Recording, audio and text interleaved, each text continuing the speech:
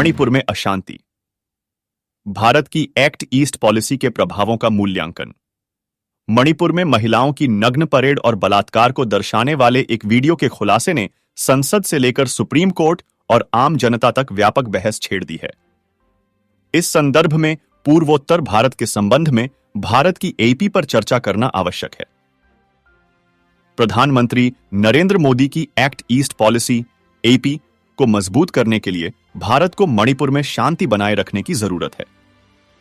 इसके अलावा व्यापार, सांस्कृतिक और रणनीतिक संबंधों के मामले में म्यांमार के संबंधों को बेहतर बनाने की दृष्टि से मणिपुर एपी के उद्देश्यों को तैयार करने में एक महत्वपूर्ण भूमिका निभाता है और कुछ प्रमुख विकासों के माध्यम से अन्य दक्षिण पूर्व एशियाई देशों के साथ गहरे संबंधों से भी निपटता है। Kaladan multi modal transit transport projects, त्रिपक्षीय राजमार्ग परियोजना, भारत म्यांमार थाईलैंड जैसी परियोजनाएं एपी को मजबूत करने पर ध्यान देने के साथ मणिपुर में सामाजिक और राजनीतिक स्थिरता की आवश्यकता है।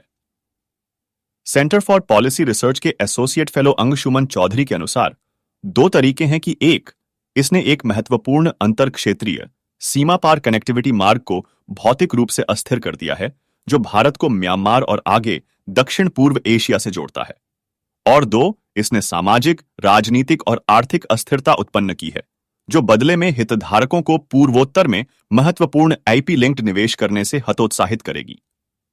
साथ ही उत्तर पूर्वी क्षेत्र विकास मंत्रालय एमडीएनईआर का कहना है कि भारत के पूर्वोत्तर राज्य संभवतः अरुणाचल प्रदेश, नागालैंड, मणिपुर और मिजोरम भारत की एक्ट ईस्ट पॉलिसी को मजबूत करने में महत्वपूर्ण भूमिका निभाते हैं। हम जानते हैं, यदि पूर्वोत्तर राज्य मणिपुर को दक्षिण पूर्व एशिया के लिए एक भूमि पुल या प्रवेश द्वार के रूप में साझा किया गया है, तो इसे पूर्वोत्तर भारत में शांति और स्थिरता की आवश्यकता है। इसके अलावा चौधरी की राय है कि मिजोरम चिन्ह राज्य में मोरेह तामू भूमि सीमा पुल दक्षिण एशिया के साथ साथ दक्षिण एशिया से पूर्वी एशिया के लिए ऐतिहासिक प्रवेश द्वार है। सीमा के दोनों ओर कई व्यापारिक समुदाय सक्रिय हैं।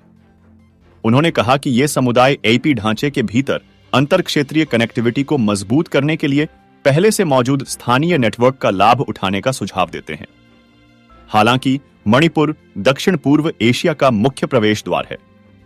मणिपुर राज्य भौगोलिक रूप से पहाड़ियों और घाटी दोनों से बना है, जो पहाड़ियों में 5 जिलों को विभाजित करता है: चुराचनपुर, चंदेल, सेनापति, तमेंगलोंग और उखरुल। इसके अलावा 1950 के संविधान अनुसूचित जनजाति आदेश के अनुसार 6 स्वायत्त जिला परिषदों एडीसी में विभाजित किया जाना है।